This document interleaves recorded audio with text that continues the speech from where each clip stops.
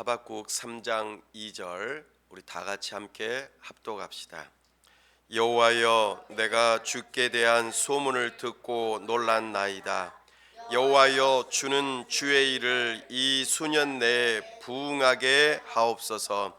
이 수년 내에 나타내시옵소서. 진노 중에라도 긍휼을 잊지 마옵소서. 아멘.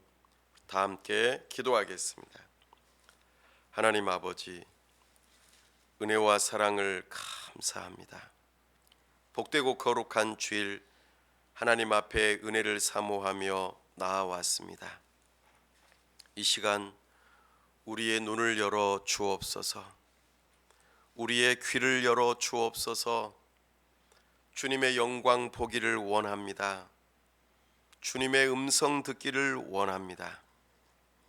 참으로 하나님의 살아계심을 경험할 수 있도록 이 시간 우리에게 말씀하여 주옵소서. 우리의 심령이 주님의 음성 듣기에 부드럽게 하여 주시고 하나님의 말씀이 잘 박힌 못과 같이 우리의 심중에 박혀 우리의 강팍하고 굳어있는 심령이 균열이 일어나고 깨어지며 변화가 일어나는 놀라운 역사가 있도록 성령 하나님, 우리의 마음을 부드럽게 하여 주시옵소서. 우리의 눈에 눈물이 차오르게 하시고 우리의 온 몸에서 땀이 흐르게 하시고 우리가 피 흘려 주님의 몸된 교회를 세우는 일에 헌신하고자 결단하는 복된 시간 되게 하여 주시옵소서. 특별히 간구하옵나니 주님을 향한 뜨거운 사랑으로 충만케 하사 하나님의 살아계셔서 이 땅에서 역사하시고 주님의 몸된 교회를 통하여 어두운 세상 가운데서 빛을 발하고 참으로 세상 가운데 문 영혼들을 주께로 인도하고 하나님의 나라를 이루는 일에 하나님께서 일하심을 보게 하여 주시옵소서. 하나님께서 살아계심을 우리 모두가 다 체험할 수 있도록 도와주시옵소서. 우리의 심령에 참으로 각성이 일어나고 우리 하나님을 만나 배우는 놀라운 역사가 이 시간에 일어날 수 있도록 도와주시옵소서. 아버지 하나님, 하나님 세우신 위정자들이 하나님을 두려워하는 마음으로 법을 세우고 집행하고 잘 다스릴 수 있도록 은혜를 더하여 주시옵소서. 우리 선교사님들 붙들어 주시고 성령으로 충만케 하시사 주님께 귀하게 쓰임받는 모든 선교사님들 다 될 수 있도록 은혜를 더하여 주시옵소서. 이 시간 홀로 영광 받으시기를 원하오며 우리 주 예수 그리스도의 이름으로 기도하옵나이다. 아멘.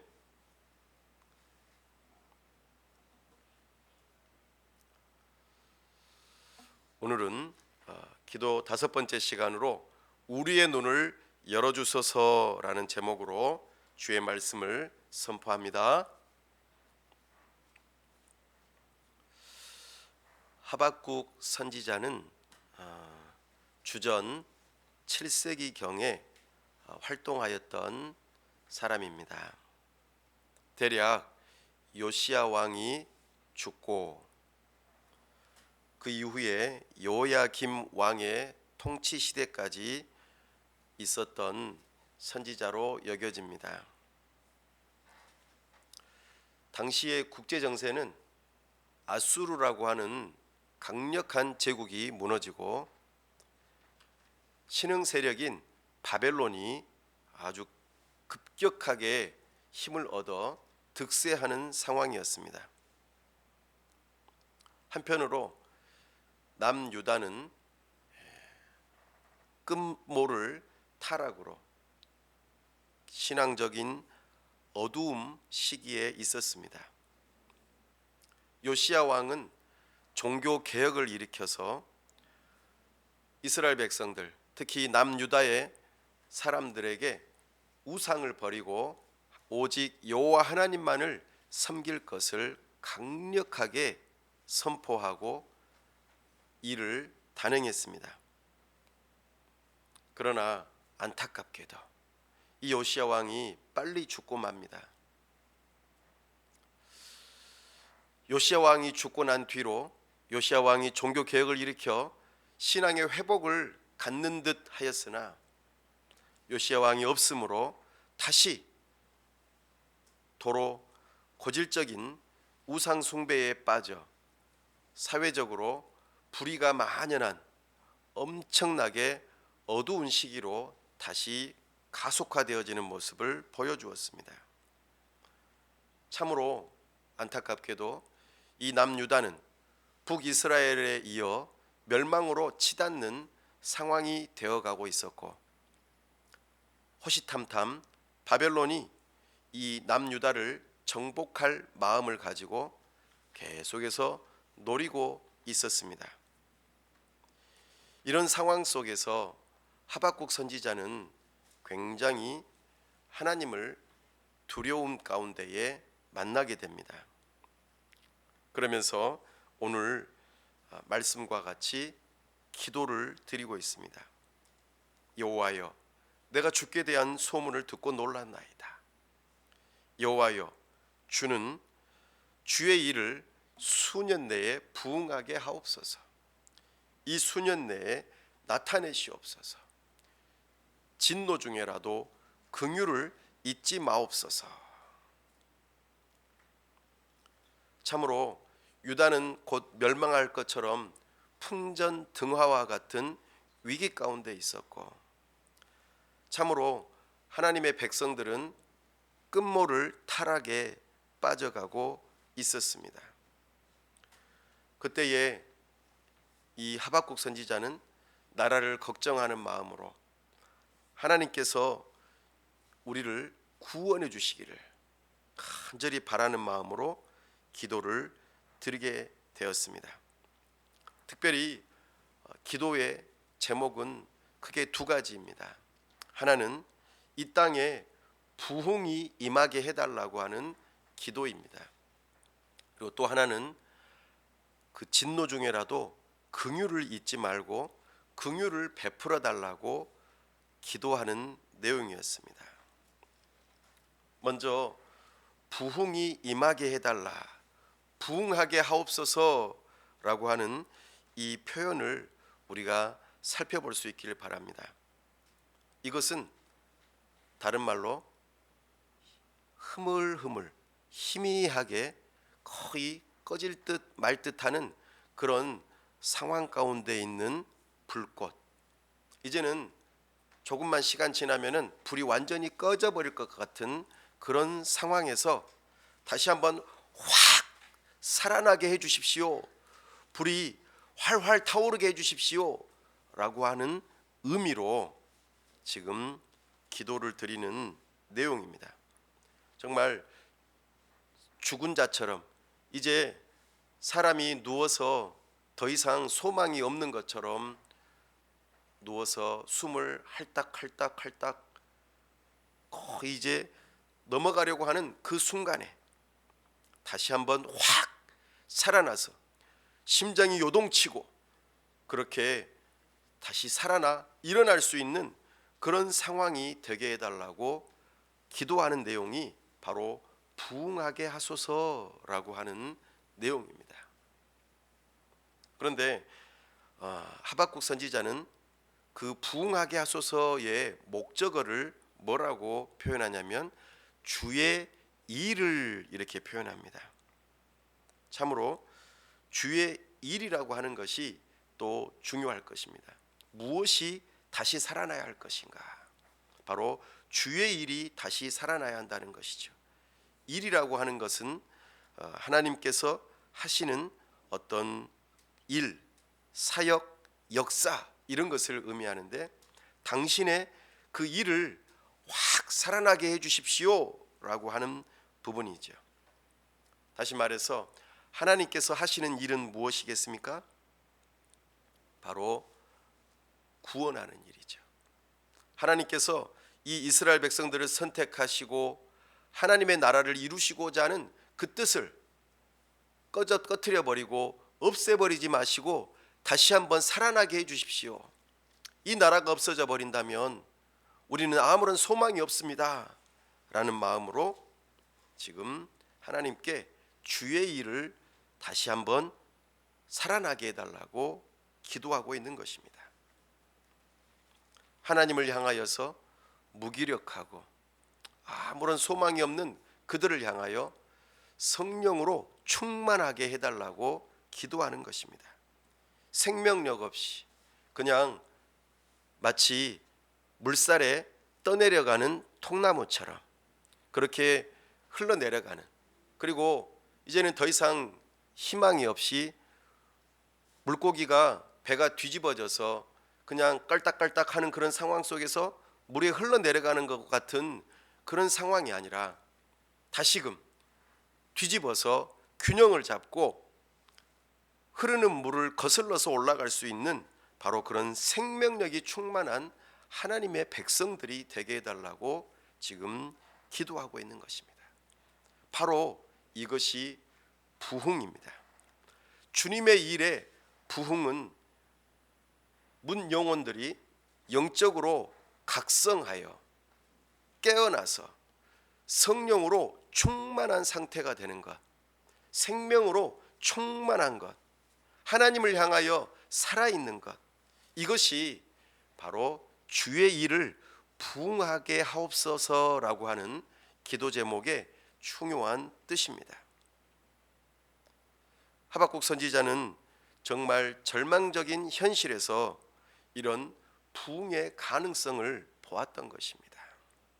오늘 우리는 성경 본문을 통하여서 남유다 백성들이 정치적으로는 정말 바벨론의 위협을 받고 있고 신앙적으로는 거의 이제는 여호와를 경외하는 신앙이 사라져버리고 우상을 숭배하는 그런 위기 가운데 처해 있는 그들을 향하여 하나님 앞에 일해달라고, 하나님께서 이것을 살려주셔야만 살 수 있는 것이라고 하나님의 주권적인 능력을 놓고 믿고 기도하고 있는 것입니다. 이 모습을 바라보며 오늘 우리가 처해 있는 대한민국의 현실과 또 우리 교회의 모습을 살펴보면서 한번 말씀을 따라 기도하고 적용해 볼 수 있기를 바랍니다. 하박국 선지자는 기도에 앞서서 이런 고백을 합니다. 여호와여, 주는 주의 일을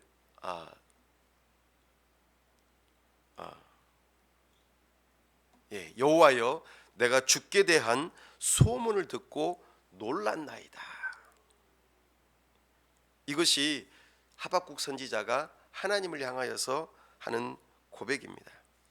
도대체 하박국 선지자는 주님께 대한 어떤 소문을 들었길래 놀랐을까요?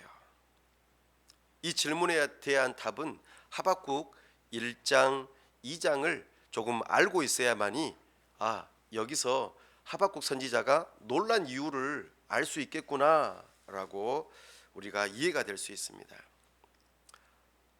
좀 전에 말씀드렸던 것처럼 남유다는 정치적으로나 신앙적으로나 큰 위기 가운데 있었어요.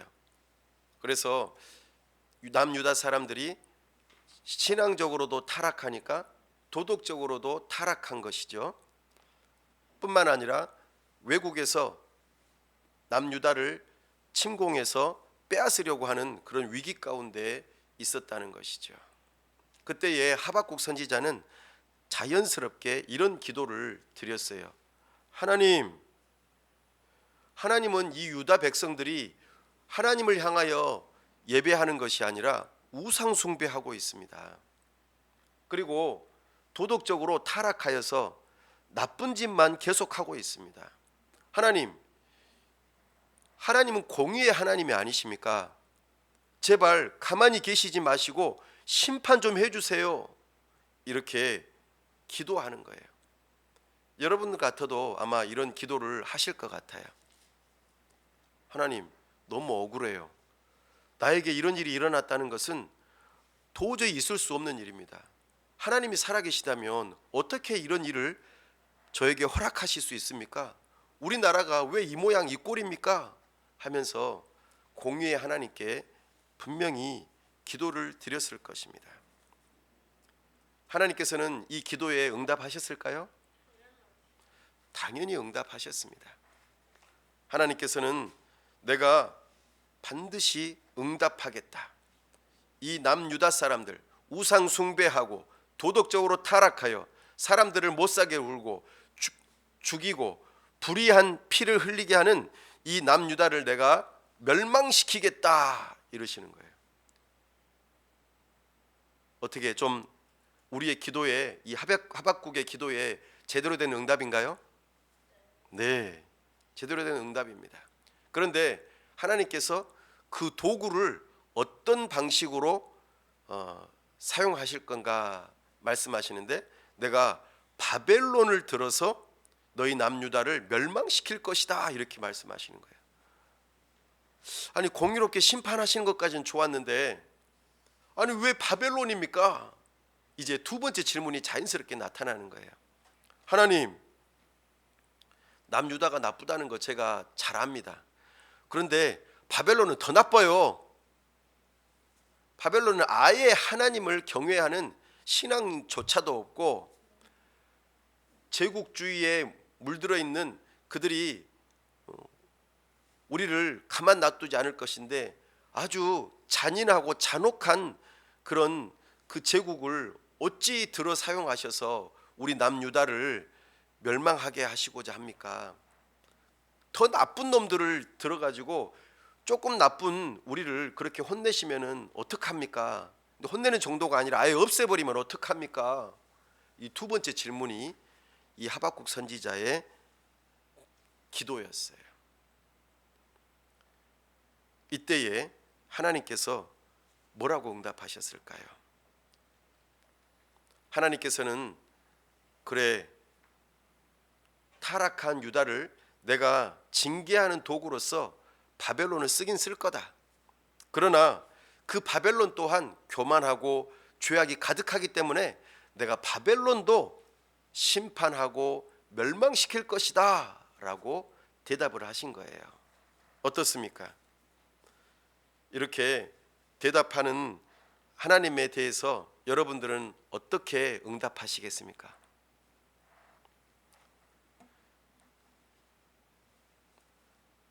하박국은 하나님의 이 두 번째 응답에 대해서 이렇게 고백하며 믿음을 갖습니다. 우리 함께 읽어볼까요? 하박국서 2장 4절입니다. 의인은 그의 믿음으로 말미암아 살리라 함과 같으리라. 아멘. 사랑하는 여러분, 하박국은 하나님께 남유다를 공의롭게 대해달라고 요청을 했어요. 그에 대해서 하나님께서는 공의롭게 대해야 하는데 바벨론을 들어 사용할 것이라고 응답하셨고, 또 바벨론을 왜 그렇게 들어 사용하는 것에 대한 질문에 대해서 하나님께서는 남유다를 징계하는 데 사용할 뿐만 아니라 그 바벨론 또한 심판받고 멸망받을 것이라는 응답을 주셨습니다. 이것을 들었을 때에 하박국 선지자는 믿음이 생겼어요. 하나님은 역시 하나님은 이런 분이시지 라고 하는 믿음이 생겼던 것이죠. 그래서 하박국 선지자는 하나님을 향하여서 이렇게 고백합니다. 여호와여. 여호와는 누구의 이름입니까? 하나님의 이름입니다. 하나님께서는 약속하시고 언약한 대로 반드시 지키시는 분이라는 거죠. 하나님께서 이스라엘 백성들을 불러서 당신의 나라 삼으시고 당신의 백성 삼으셨어요. 그렇다면은 하나님의 백성, 하나님의 나라는 끝까지 없어지지 아니한다는 것을 하나님께서는 약속하셨어요. 다만 하나님의 약속 가운데 너희들이 죄를 지으면, 계속해서 말을 듣지 아니하면 가나안 땅에서 내쫓으실 것이라는 그 징계가 언약 가운데 들어 있었어요. 너희가 나를 경외하고 내 말을 잘 순종하면은 이 가나안 땅에서 계속해서 하나님의 나라를 이루고 하나님의 백성답게 복을 받아 누리며 살지만, 그렇지 않고 나를 버리고 도덕적으로 타락하여 하나님 말씀대로 순종하지 않으면 내가 이 가나안 땅에서 옮겨서 뽑아가지고 이방 나라에다가 심어 놓겠다. 이것이 하나님의 언약이요 상벌 제도였습니다. 이것을 말씀대로 실행하시겠다는 것을 하박국 선지자가 깨달은 것입니다. 그래서 여호와여라고 부르면서 하나님의 존재를 기억합니다. 여호와라고 하는 이 이름은 아브라함과 이삭과 야곱에게 들려주지 않으셨어요. 누구에게 최초로 들려주셨습니까? 모세에게 들려주셨어요. 그리고 모세를 통하여 이끌림 받은 그 이스라엘 백성들을 향하여서 나는 하나님인데, 아브라함과 이삭과 야곱의 하나님인데 여호와 하나님이라고 말씀하셨어요. 출애굽기 6장 3절 말씀에 내가 아브라함과 이삭과 야곱에게 전능의 하나님으로 나타났으나 엘 샤다이, 나의 이름을 여호와로는 그들에게 알리지 아니하였고, 이렇게 하나님의 이름이 무엇인지 분명하게 알려주시면서 그렇구나, 하나님은 언약을 지키시는 분이지 라고 하는 믿음이 하박국 선지자에게 다시금 생긴 것이죠. 그래, 나는 이제 그 믿음으로 살 거야. 하나님은 죄에 대해서는 공의롭게 심판하시고 또한 심판하실 뿐만 아니라 우리를 구원하시는 분이시지, 그렇기 때문에 나는 믿음으로 살 거야.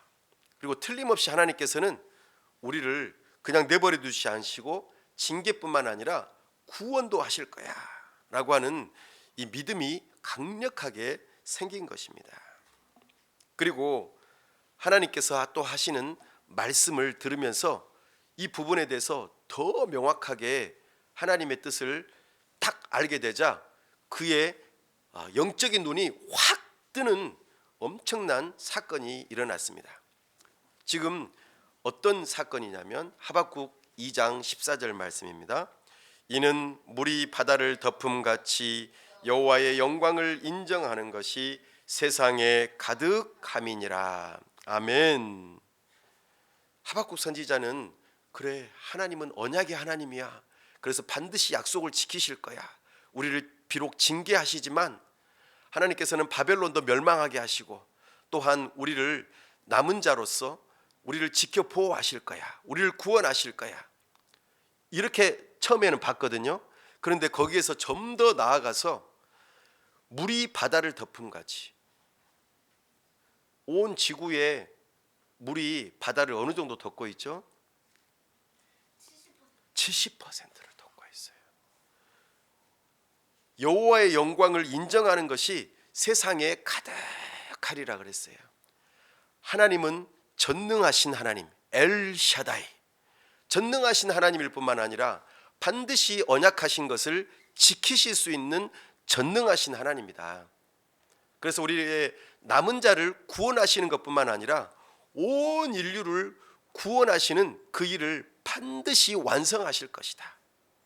창세기 3장 15절 말씀에 내가 여자의 후손을 보내어서 뱀의 머리를 깨부수고, 하나님께서 구원을 완성시키셔서 새 하늘과 새 땅을 이루실 것이라는 이 놀라운 약속을 반드시 지키시는데 그 여호와의 영광이 온 세상에 가득 드러나, 그래, 하나님은 여호와시여, 하나님은 엘샤다이, 전능하신 하나님이시라고 전부 다 인정하게 되는 날이 올 것이라는 것을 지금 하박국 선지자가 본 거예요. 마치 요한계시록에서 새 하늘과 새 땅이 열리는 것처럼 하박국 선지자에게도 하나님의 뜻이 다 이루어질 것이라는 엄청난 감격스러운 하나님의 비전이 눈이 번쩍 띄어지면서 보이게 된 것입니다. 그래서 단순하게 이스라엘 백성들의 구원뿐만 아니라 온 인류를 향하신 하나님의 구원, 아니 온 우주적인 그 구원의 역사가 이루어질 것이라는 그 모습이 눈이 번쩍 뜨이면서 보이게 된 것이죠. 이것이 바로 하박국 선지자가 본 비전입니다. 여호와의 영광이 온 세상에 가득하여 모두가 다 인정되는 그 비전 말입니다. 그래서 지금 하박국 선지자가 고백한 거예요. 여호와여, 내가 주께 대한 소문을 듣고 놀랐나이다. 지금 하나님께서 하나님의 일을 행하시는데 어디까지 행하시는가를 딱 소문, 하나님의 계시를 딱 보게 되니까 깜짝 놀란 거예요. 야, 이거는 단순하게 남유다를 하나님께서 지켜 보호하시는 그 정도만이 아니구나. 하나님은 온 우주의 하나님이시구나. 엘샤다이 여호와 하나님, 그 하나님을 바라보니까 너무나도 깜짝 놀란 것이죠.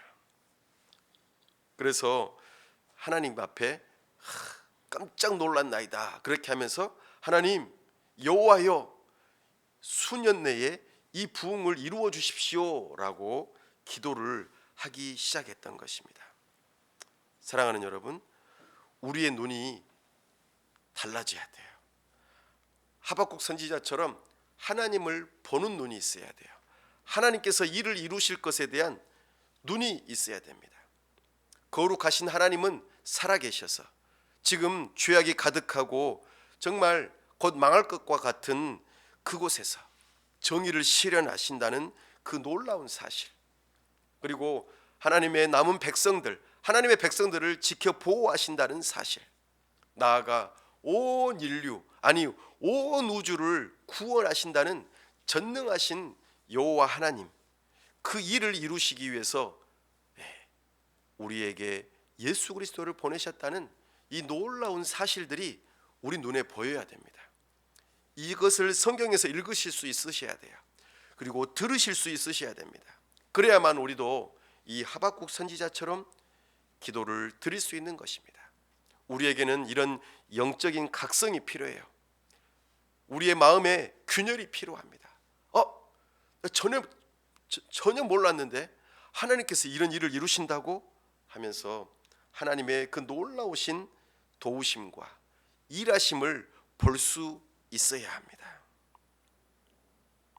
이것이 우리에게 주어질 때 하나님께서는 하박국 선지자에게 말씀하신 것처럼 일을 하시기 때문에 하박국 선지자는 수년 내에, 몇 년 사이에 이 일을 이루어 달라고 기도하고 있는 겁니다. 수년 내에 남유다를 하나님께서 징계하셔서 바벨론을 통하여서 망하게 하시고 그 가운데서 남은 자들을 포로로 붙잡혀 가게 하시지만 보호하시고 그 일을 속히 이루어 달라고 기도하고 있는 거예요. 사랑하는 여러분, 여러분들의 마음에, 여러분들의 눈에 이런 것들이 있으십니까? 이렇게 거룩하신 하나님을 바라보고 하나님의 하시는 일을 볼 수 있는 사람은 하나님께 귀하게 쓰임 받을 수 있는 사람입니다. 그랬던 사람이 우리 믿음의 선배들 가운데에 있습니다.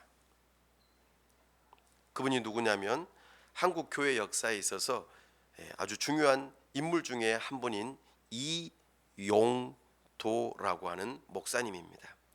이용도 목사님은 1901년에 태어나셨어요. 그런데 1933년에 돌아가셨습니다. 그분은 황해도 금천에서 태어나셨어요. 그리고 어려서부터 아주 독실한 기독교 집안에서 자라났습니다. 그는 태어났을 때에 이미 일제강점기에서 사셨기 때문에 민족의 아픔을 보았어요. 마치 하박국 선지자처럼 우리나라가 왜 이렇게 망했는가, 벌써 망해버린 거예요. 이 나라가 넘어가는 이런 상황 속에서 뜨거운 불타는 마음으로 1919년 3.1운동에 함께 참여합니다. 적극적으로 참여하면서 대한독립 만세를 외치는 엄청난 인물이었습니다. 그런데 이 이용도 목사님은 그 일로 인하여서 감옥에 갇히게 돼요. 그리고 거기서 수많은 고문을 통해서 그분이 결국에는 폐병을 얻게 됩니다. 폐병이 뭡니까? 폐가 아픈 거예요. 그래서 자꾸 기침이 나오고 기침 가운데에 뭐가 나와요? 피가 섞여서 나오는 이런 일들이 있었습니다.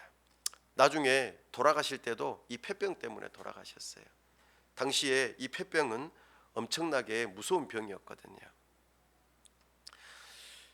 이용도 목사님은 우리 장로교하고는 다르게 감리교라고 하는 곳에서 신학생들을 키우는 협성신학교에 입학하셨어요.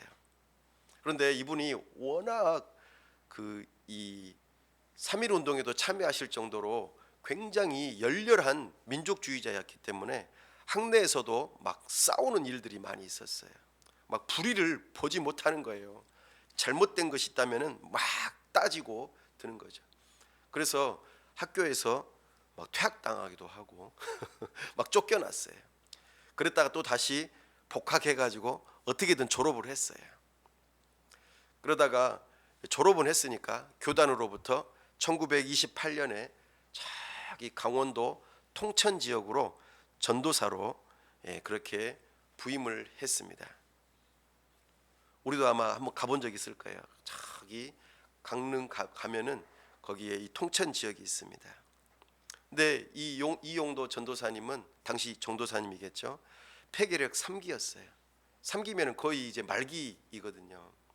그래서 더 이상 살 가망이 없는 그런 상황에서 사형 선고를 받고 자기 자신의 몸도 안 좋고 또 나라는 이미 일제 강점기에 접어들어서 빼앗겨 있는 상황이고 그렇게 통천교회에 이렇게 부임해서 갔습니다. 그러나 주님께로부터 받은 사명이 있었기 때문에 열심히 설교하고 또 말씀을 가르치고 기도하고 했어요. 그런데 통천교회 성도들이 이 이용도 전도사님의 말씀을 제대로 안 듣는 거예요. 그리고 여러분은 아니지만 막 꾸벅꾸벅 조는 거예요.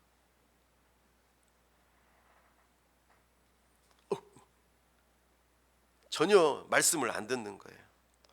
그래서 이용도 이 전도사님이 마음이 슬펐어요. 내가 이렇게 설교를 해도 사람들이 들으려고도 안 하고 전혀 변화되지 않구나 하고는 그냥 마음에 깊은 자괴감에 빠졌어요. 그래서 이용도 전도사님이 이렇게 일기에다가 이렇게 썼어요. 하나님한테 일러 바치는 거죠. 나는 설교할 재료가 다 말랐다. 기도는 막히고 가슴은 답답하다. 주여 나를 불쌍히 여겨 주옵소서. 그래서 이용도 전도사님이 어떻게 할까 고민하다가 1929년 12월 24일 날 죽음을 각오하고 산기도에 들어갑니다. 12월 24일이면 무슨 날이죠? 성탄절 전날이에요. 그죠? 보통 성탄절 전날이면 사람들이 모여서 연극도 하고 찬송도 하고 예배도 하고 막 그렇게 할 거 아니에요. 그런데 이 전도사님은 너무나 슬펐기 때문에 이 성탄절을 기쁘게 맞이할 준비가 안 돼 있었어요. 그래서 그 추운 겨울날 산에 기도하러 간 거예요. 통천고을의 뒷산 중턱에 굴이 하나 있었어요. 당시 그 고장 사람들은 그 산에 귀신이 나온다고 하는 생각 때문에 그 산을 함부로 올라가지 않았어요. 두려워했죠. 그러나 이 이용도 전도사님은 내가 마귀도 못 이긴다면 여기서 도저히 목회도 못할 것이다 하고는 단단히 마음을 먹고 산기도하러 올라가기 시작했습니다. 지금 우리가 영하 20도인 것처럼 그때 당시에는 얼마나 추웠겠어요. 살을 에이는 듯한 그 추위 속에 아랑곳하지 않고 손바지와 저고리를 입고 담요 한 장을 뒤집어 쓴 채로 눈이 쌓인 그 산속에서 밤새도록 산기도를 했어요. 그러나 이 기도하는 과정 속에서 얼마나 힘을 썼던지, 기도하는 그 자리는 뜨거운 열기는 있었지만 그 자리가 그 전도사님이 계속 기침 가운데에 기도를 했기 때문에 하얀 눈밭이 뭐가 되었을까요? 빨간 핏빛으로 변했어요. 그럴 정도로 죽음을 각오하고, 주여 나에게 힘을 주십시오. 제발 나를 만나 주시고 정말 제가 설교할 때에 정말 하나님의 능력이 나타나게 해달라고 밤새도록 울부짖으면서 기도했습니다. 그러다가 끈질기게 기도하다가 9일째 되는 날, 12월 24일 날 올라갔다가 9일째 됐으면 언제일까요? 1930년 1월 1일 바로 새벽에 이 이용도 목사님은 극적으로 정말 하나님을 만납니다. 정말 왠지 모르게 뜨겁게 하나님을 체험하는 그런 역사가 있었어요. 그래서 이제 새벽에 그 경험을 하고 통천교회에 내려와 가지고 새벽 기도회를 인도했어요. 그런데 갑자기 머리로부터 뜨거운 불이 막 느껴지는 거예요. 엄청나게 뜨거운 불기운이 막 나타나기 시작한 거예요. 그래서 그분의 그 일기에 보니까는 이런 게 있었어요. 그날 새벽 기도 때였다. 강단에 엎드려 기도하던 중에 갑자기 이상한 힘에 사로잡혔다. 전신이 불덩어리처럼 달아오르며 혀가 꼬부라지고 이상한 말이 쏟아지기 시작했다. 나는 강단에서 벌떡 일어나 외쳤다. 불이다! 불이다! 이 가슴에 불이 붙는다. 주여! 이 불을 끄지 마옵소서. 그러면서 이 이용도 목사님은 막 강단에서 소리치면서 또 막 통곡하면서 기도하다가 또 갑자기 웃으면서 춤을 추면서 뭔가 좀 이상하죠. 막 특이한 일이 일어났어요. 그리고 막 하나님의 말씀을 계속해서 막 전하는 거예요. 그러니까는 성도들이 새벽기도 나왔다가 금방 끝날 줄로 알았는데 이게 말씀이 계속되니까 아침밥을 먹으러 가지 못하는 거예요. 아침 식사 시간이 막 지났는데도 사람들이 하나님의 말씀을 사모하는 마음으로 계속 듣는 거죠. 그래서 또 기도회 그 일기에 이렇게 또 썼어요. 그날 새벽 기도회 때부터 기도회에 줄이 잡히기 시작했다. 불이 붙었다. 강단 위에서 내려올 수가 없었다. 아침을 굶고 낮 예배까지 인도하였다. 성령이 충만하여 밥을 먹을 생각마저도 잊어버렸다.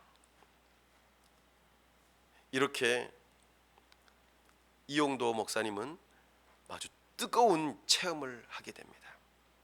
하나님의 그 깊은 만남 속에서 이용도 목사님이 처음에 깨닫게 되었던 건 뭐였냐면은 내가 죄인이라는 것을 깨닫기 시작했어요. 이 이용도 목사님은 전에 아까 말씀드렸던 것처럼 3.1 운동에도 참여했기 때문에 굉장히 그 불의에 대해서는 못 참고 또 잘못된 것에 대해서는 못 참는 분이었어요. 그래서 내가 3.1 운동에도 참여했고 또 학교에서 나쁜 것이 보였을 때에 내가 앞장서서 나서다가 퇴학도 당하고 이런 공의로운 일들을 많이 했기 때문에 내 안에서 나는 괜찮은 사람이라고 생각한 거예요. 나는 의인이다. 나는 괜찮은 사람이다. 나는 감옥까지도 갔다 왔다. 이것은 불의한 일이 아니라 잘못된 것이 아니라 나는 정말 이 나라와 민족을 위해서 큰 일을 경험했다. 그런데 하나님께서는 그게 다 필요 없다고 하는 것을 깨닫게 하신 거예요. 그러면서 하나님 앞에 내가 얼마나 큰 죄인인지를 깨닫고 슬피 울면서 하나님 앞에 통곡했던 거예요. 그리고 하나님 앞에 이렇게 고백한 거예요. 하나님, 저는 껍데기만 목사입니다. 신학교 나와서 목사일 뿐이지 제 속은 다 썩어 문드러진 송장입니다. 저는 죄인입니다. 하나님 불쌍히 여겨 주십시오 라고 기도한 거예요. 이것이 산기도 가운데에서 목숨을 걸고 기도할 때에 자기 자신이 깨달았던 그 죄인에 대한 인식이었어요.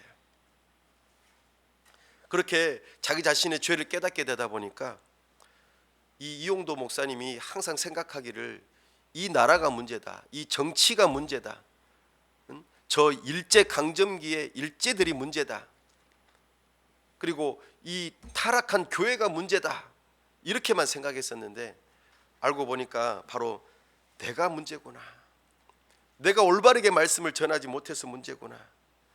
그래서 문제를 밖에서 찾는 것이 아니라 내 안에서 찾는 역사가 일어났던 것이죠.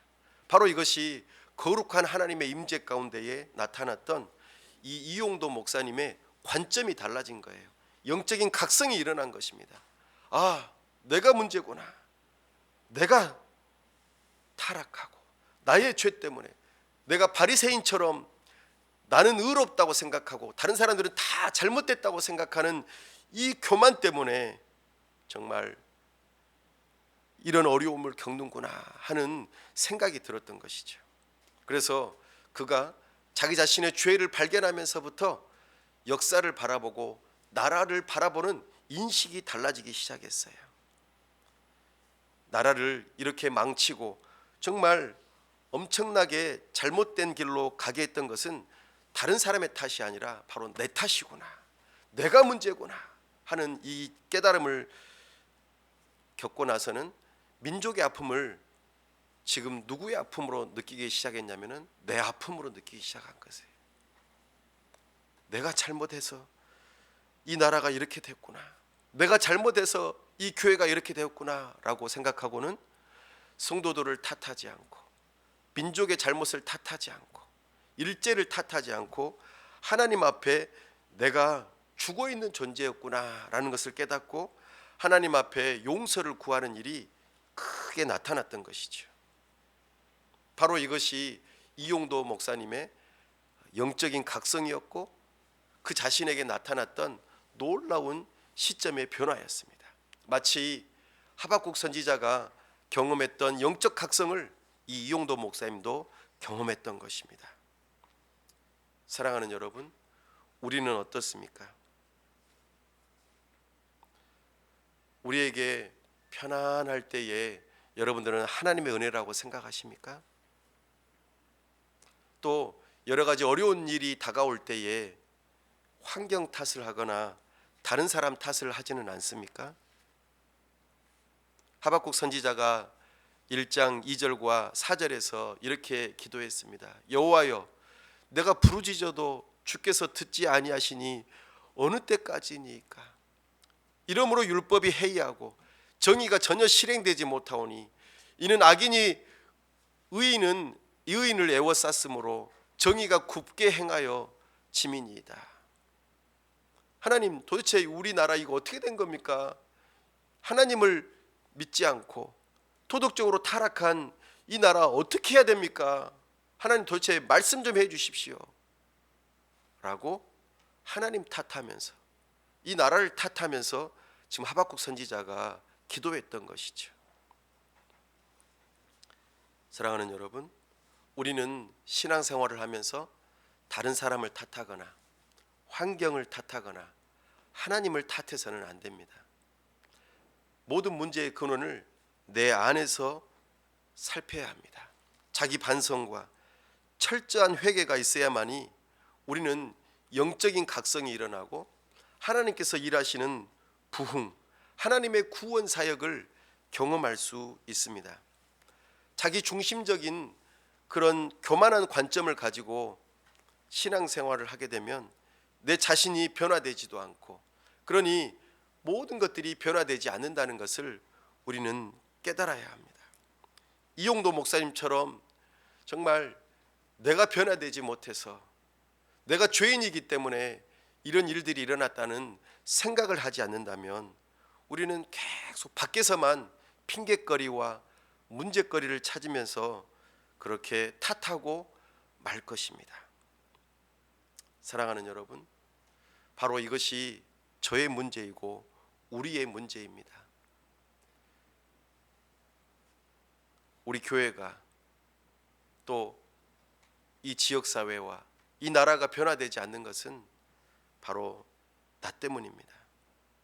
철저하게 육에 속해서 살아가기 때문에, 영적인 눈을 뜨지 못하고 그냥 계속해서 문제에만 매달리고 하나님을 바라보지 못하는 그런 상황에 있다는 것입니다. 날마다 십자가를 바라보고 하나님의 뜻을 바라보아야 하는데 그러지 못하고 자꾸 문제만 바라보다 보니 문제의 해결 기미는 보이지 않고 낙심하고 그러다가 점점 미끄러지고 잠들어서 아예 그냥 아무것도 바라지 않는 그런 지경에 이르게 된다는 것입니다. 바로 이것이 하박국 선지자가 바라보았던 당시의 남유다의 상황이었고 이용도 목사님이 바라보았던 그 당시의 절망적인 상황이었던 것입니다. 오늘 우리는 전혀 다른 상황에 있지 않습니다.